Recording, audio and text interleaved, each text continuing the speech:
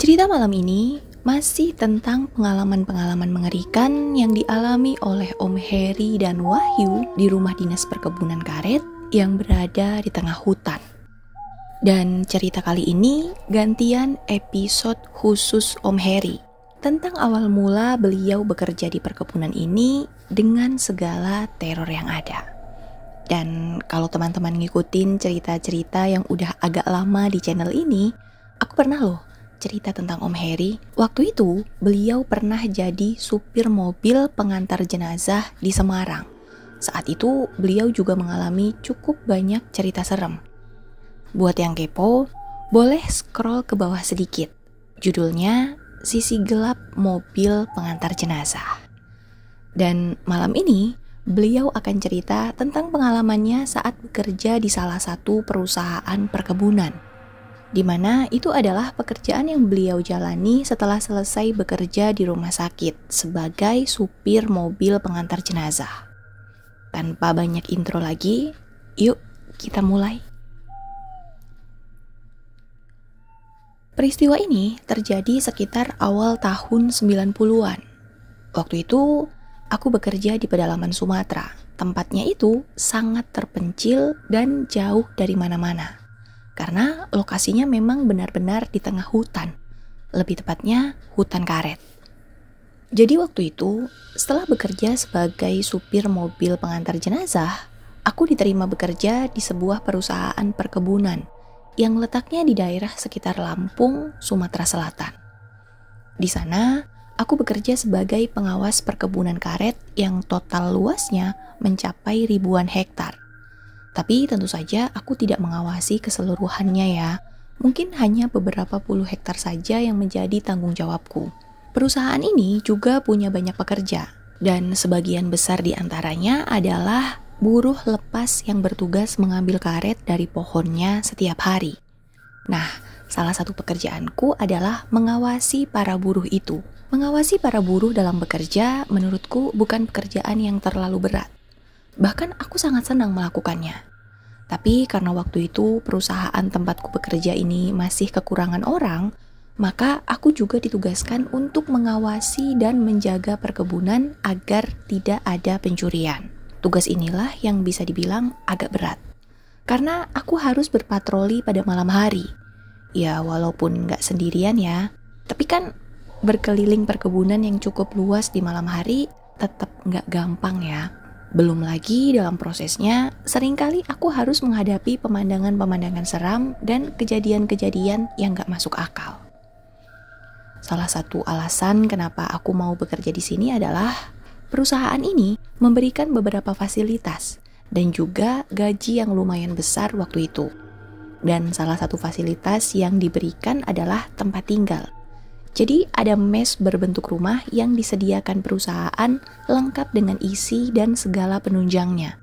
Dan aku diharuskan tinggal di situ. Deskripsi tentang rumah ini rasanya sudah cukup sering aku bahas ya. Pokoknya rumah ini cukup menantang lah. Terletak di tengah-tengah perkebunan karet tanpa ada satupun tetangga. Dan tentu saja tanpa listrik. Jarak menuju desa terdekat saja sekitar 1 jam perjalanan menggunakan motor. Jadi kebayang ya betapa terpencilnya rumah itu. Ketika pertama kali datang, waktu itu posisinya pagi hari. Dan aku langsung disambut oleh Wahyu. Dialah yang nantinya ditugaskan untuk menjadi asistenku selama bekerja di situ. Wahyu ini berumur sekitar 22 tahun. Dia pemuda asal Palembang yang kebetulan baru 3 bulan bekerja di perkebunan ini. Waktu itu, Wahyu menyambutku dengan ramah. Kemudian kami berbincang. Wahyu ini dengan lancar menceritakan keadaan dan suasana di tempat itu. Jadi selama 3 bulan pertama kerja, kamu tinggal di sini sendirian yuk? Tanyaku. Karena jujur, aku penasaran. Enggak pak, saya cuma sempat tinggal di sini selama 1 minggu pertama. Saya nggak betah sendirian pak, jawabnya. Terus selebihnya kamu tinggal di mana? Saya kos di desa terdekat pak, pulang pergi ke perkebunan setiap hari naik motor. Tapi setelah Pak Heri datang, saya berani tinggal di sini lagi. Kan udah ada temennya, lanjut Wahyu. Berani? Berarti sebelumnya Wahyu gak berani dong tinggal di rumah ini sendirian. Wah, ada apa ini? Pikirku. Dan nantinya kami memang hanya akan tinggal berdua di rumah ini.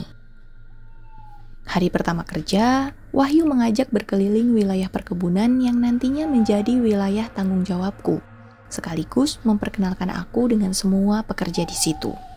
Dan ternyata wilayah perkebunan ini lebih luas dari yang aku kira. Pokoknya sepanjang jalan kami berkeliling menggunakan motor, kami hanya menemui barisan pohon karet yang berjajar rapi. Di pinggir perkebunan terlihat hutan yang cukup rindang. Dan walaupun seharian ini hanya berkeliling perkebunan, badanku rasanya capek banget. Hingga akhirnya sekitar jam 5 sore kami kembali ke rumah perkebunan.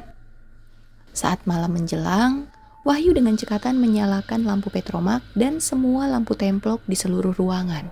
Jadi suasana rumah cukup terang. Sedangkan sekeliling rumah mulai gelap. Gelapnya itu sampai menutup semua pemandangan perkebunan karet.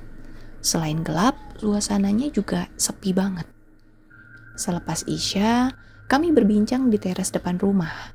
Di teras, ada 2 kursi dan 1 meja yang menjadi tempat kami ngobrol. Pemandangan di depan rumah sangat gelap. Jadi hanya ada siluet pohon karet dan rumput liar di sela-selanya. Saat itu, suara-suara binatang malam juga terdengar mengiringi suasana. "Pak Heri nanti tidur di kamar tengah aja ya Pak. Saya di kamar depan. Karena kamar tengah ini lebih besar dari kamar lainnya," ucap Wahyu. Dan aku hanya mengiyakan. Kami pun lanjut ngobrol hingga jam 9 malam. Setelah itu kami masuk ke kamar masing-masing. Lagi pula aku ingin mencoba tidur lebih awal agar besok bisa lebih fresh memulai pekerjaan. Kamarku ini letaknya persis di depan ruang tengah. Sedangkan kamar Wahyu ada di sebelah kanan. 2 kamar lainnya ada di belakang bersama dapur dan kamar mandi. Waktu itu Wahyu mematikan lampu petromak yang ada di ruang tengah. Jadi hanya lampu templok di dalam kamar saja yang masih menyala. Singkat cerita, di dalam kamar ternyata aku tidak bisa tidur. Padahal saat itu badanku benar-benar capek. Dan karena nggak ada yang bisa dilakukan di kamar itu, aku hanya bisa melamun sambil menunggu kantuk datang. Hembusan angin malam yang menembus jendela kamar yang berbatasan langsung dengan perkebunan karet di luar, dinginnya menusuk tulang. Suara binatang-binatang malam juga masih bersaut-sautan di luar sana. Tidak lama kemudian, dari kejauhan terdengar suara lolongan anjing hutan. Dan anjing itu melolong panjang. Lolongan yang punya banyak arti. Saat itu aku mulai merasakan hal yang gak lazim. Tepatnya ketika aku sadar kalau lolongan anjing yang tadinya bersaut-sautan tiba-tiba berhenti. Begitupun dengan suara-suara binatang malam lainnya. Jadi kompak banget, semua berhenti. Sehingga suasananya otomatis langsung menjadi sangat sepi. Dan keheningan itu cukup lama. Aku baru mulai mendengar suara-suara lagi ketika jam menunjukkan pukul 1 pagi. Tapi suara yang terdengar saat itu beda dan cukup menarik perhatian. Kalau tadi suara lolongan anjing hutan dan suara-suara binatang malam, kalau sekarang suaranya kayak gini. Iya, kira-kira seperti itu bunyinya. Aku yang saat itu masih berbaring di kasur, mencoba menajamkan pendengaran, karena agak aneh aja suaranya. Dan setelah itu, si suara terdengar semakin jelas. Wah, aku langsung kaget dong. Karena kalau didengerin, itu mirip banget sama suara sapu lidi. Jadi kayak ada orang yang lagi nyapu pakai sapu lidi di dekat jendela kamar. Masalahnya, siapa yang menyapu di tengah malam seperti ini? Wahyu. Tapi kok kayaknya nggak mungkin. Tapi kalau bukan Wahyu ya siapa lagi?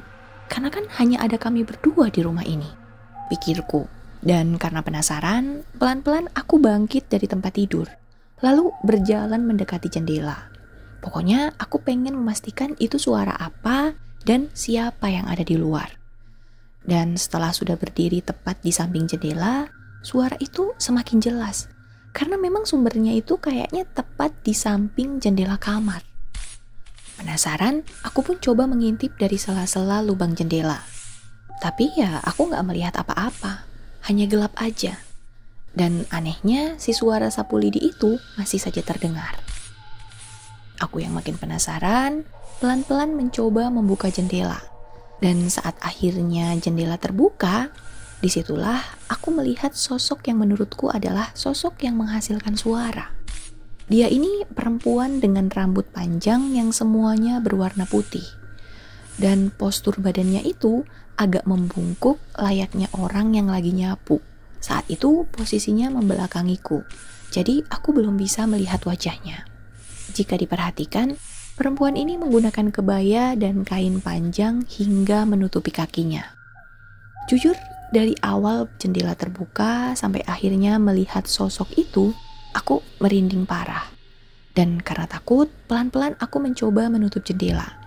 Nah, pas aku lagi nutup jendela itu, saat itulah si sosok ini pelan-pelan membalikkan badannya. Jadi gak tahu kenapa, tanganku yang mulanya lagi nutup jendela berhenti bergerak. Hingga akhirnya aku bisa melihat wajah perempuan ini. Dan jujur, wajahnya itu serem banget. Karena walaupun bisa dibilang keadaan di luar sana itu gelap, tapi berhubung sosok ini jaraknya cukup dekat, ya aku bisa ngelihat mukanya dengan jelas. Wajahnya itu pucet banget, terus keriput. Pokoknya wajah nenek-nenek lah. Dan seremnya, sambil berdiri menyamping, si nenek itu menatap tajam ke arahku, lalu tersenyum. Bukan senyum ramah ya, tapi senyum menyeringai. Dan itu benar-benar serem banget. Wah, saat itu aku beneran takut. Apalagi kemudian samar-samar si nenek ini mulai tertawa ringkih. Refleks, aku langsung menutup jendela dan menguncinya. Lalu kembali ke tempat tidur dan menutup seluruh tubuhku dengan selimut sampai kepala.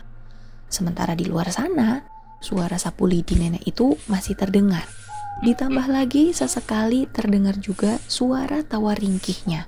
Wah, aku benar-benar ketakutan. Tapi ya nggak bisa ngapa-ngapain. Sementara itu, suara lolongan anjing kembali terdengar dari kejauhan. Aku pun mencoba merapal semua doa yang aku bisa dan berharap teror ini segera berakhir.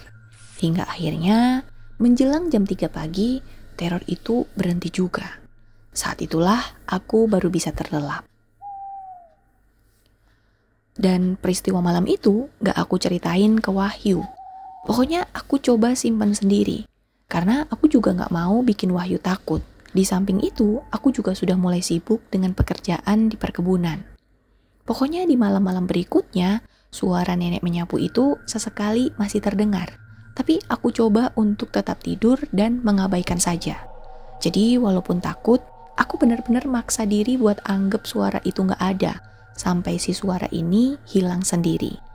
Hingga akhirnya, setelah sekitar 1 bulan tinggal di rumah itu, dan aku juga udah semakin akrab dengan Wahyu, kami yang waktu itu sudah bisa berbincang mengenai hal apapun, mulai membahas tentang rumah ini. Pak, memang Pak Heri bisa tidur nyenyak di kamar itu sendirian? Tanya Wahyu. Saat itu kami memang sedang berbincang santai sambil istirahat. Nyenyak-nyenyak aja yuk. Memang kenapa? Enggak apa-apa sih Pak.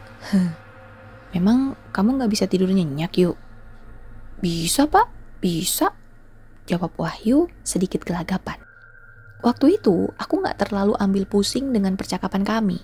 Karena kan emang aku gak mau bikin Wahyu takut kalau aku cerita soal nenek sapu lidi itu kan. Tapi akhirnya ada sebuah peristiwa yang membuat aku tahu alasan dibalik sikap Wahyu. Tepatnya di satu malam Jumat. Jadi seperti biasanya malam Jumat itu selepas Isya kami berbincang di teras depan rumah. Wahyu dengan sisa energinya yang kayaknya nggak habis-habis tampak masih bersemangat ngomong apa aja. Pokoknya segala hal kami perbincangkan tentang pekerjaan, keluarga, dan lain sebagainya. Tapi ada satu topik yang selalu kami hindari. Sebenarnya Wahyu sih yang terlihat sangat menghindar, yaitu masalah mistis, hantu, dan hal-hal aneh yang terjadi di rumah itu. Pokoknya ketika perbincangan sudah menjurus ke arah itu, Wahyu ini langsung membelokkan topik pembicaraan. Dia itu kayak langsung memperlihatkan gelagat yang aneh, seperti ketakutan. Hingga tidak terasa, waktu sudah menunjukkan pukul 10 malam. Bahan obrolan kami juga semakin lama semakin sedikit, karena lama-lama kami yang sebenarnya lelah mulai mengantuk. Apalagi malam itu cukup dingin, walaupun gak ada angin yang bertiup. Suara jangkrik yang bersaut-sautan menjadi satu-satunya suara yang kami dengar. Gelap gulita juga mulai menjadi teman akrab ketika malam tiba. Jadi kami sudah mulai terbiasa dengan pemandangannya. Di sela-sela menikmati suasana malam di perkebunan itu, tiba-tiba terdengar ada suara lain dari kejauhan. Kira-kira kayak gitu. Saat itu kami berdua saling berpandangan, menerka-nerka itu suara apa. Dan suara yang awalnya terdengar sangat jauh, lama-kelamaan semakin dekat, mendekat ke arah tempat kami duduk. "Pak, kita masuk aja yuk Pak," ajak Wahyu memecah keheningan. Aku pun langsung mengangguk setuju, dan kami langsung bergegas masuk. Waktu itu Wahyu mengunci pintu dan jendela dengan agak tergesa-gesa, dan wajahnya itu terlihat ketakutan. "Ada apa yuk? Kok kamu kayak ketakutan gitu?" Nggak ada apa-apa kok Pak, mungkin karena kecapean aja," jawabnya. Setelah mematikan petromak ruang tengah, Wahyu langsung pamit ke kamarnya. Begitupun dengan aku yang juga masuk ke kamarku. Di dalam kamar, suasananya nggak nyaman. Pokoknya nggak tahu kenapa suasana malam itu yang tadinya biasa-biasa aja, mulai mencekam sejak kami mendengar suara aneh di luar rumah itu. Dan jujur, aku masih penasaran, memikirkan itu suara apa. Sampai jam 11 malam, aku masih belum bisa tidur juga. Pokoknya nggak tahu kenapa perasaanku gelisah malam itu.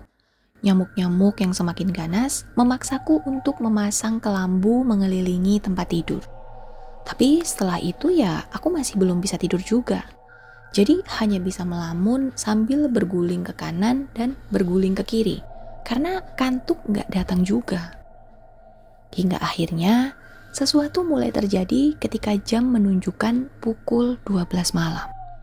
Jadi awalnya aku mendengar suara yang sumbernya dari luar kamar. Nah, ini suara yang tadi, pikirku. Tapi tadi kan suaranya di luar rumah. Ini kok sekarang kayak di dalam rumah ya, pikirku. Wah, bener ini di dalam rumah, gumamku. Dan saat itu aku mulai ketakutan. Aku menjadi semakin takut ketika yakin kalau suara itu bersumber dari ruang tengah. Suara itu semakin terdengar dengan intensitas yang tinggi, semakin sering. Di kamar, aku yang masih ketakutan gak berani berbuat apa-apa. Untunglah, selang beberapa menit kemudian, suara itu hilang. Dan suasana kembali hening, sangat hening. Dan ketika jam sudah hampir di pukul 1 malam, tiba-tiba aku mendengar suara dari ruang tengah. Pak Heri. Begitu. Jadi ada suara yang manggil-manggil namaku. Dan kedengarannya sih itu suara Wahyu. Dan karena merasa kalau itu Wahyu, aku pun pelan-pelan bangun melangkahkan kaki mendekati pintu. Lalu aku memutar gagang pintu dan membukanya. Setelah pintu terbuka sebagian dan melongok keluar, aku bingung. Karena ternyata di depan pintu itu kosong.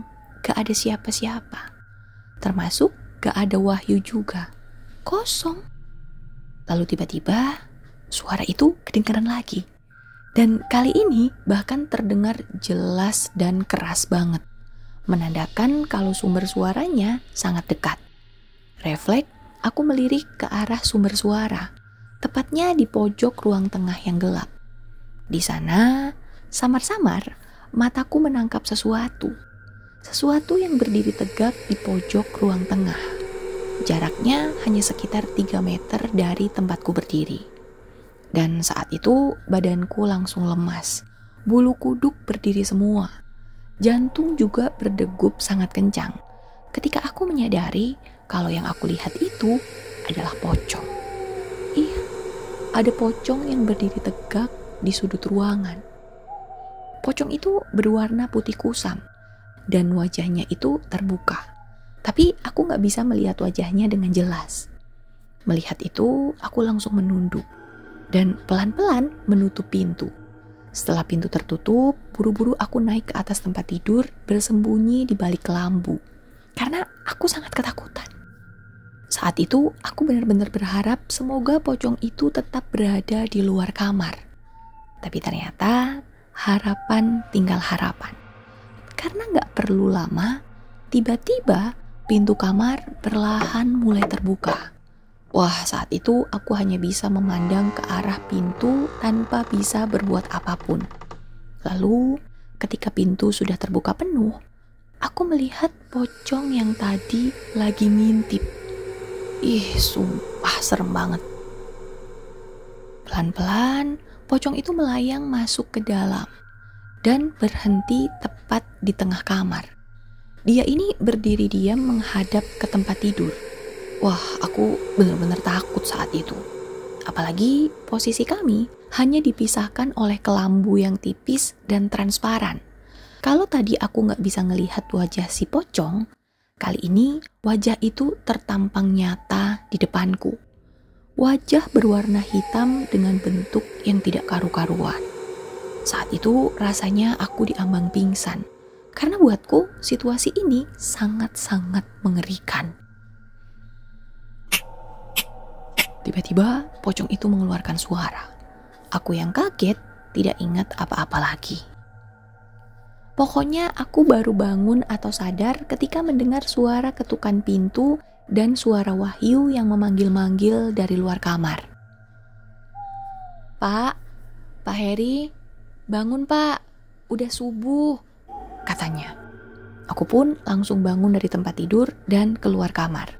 Lalu kami sholat subuh bersama seperti hari-hari sebelumnya. Setelah sholat, aku melihat wajah Wahyu ini kuyu, seperti kurang tidur. Kamu kurang tidur ya, Yu?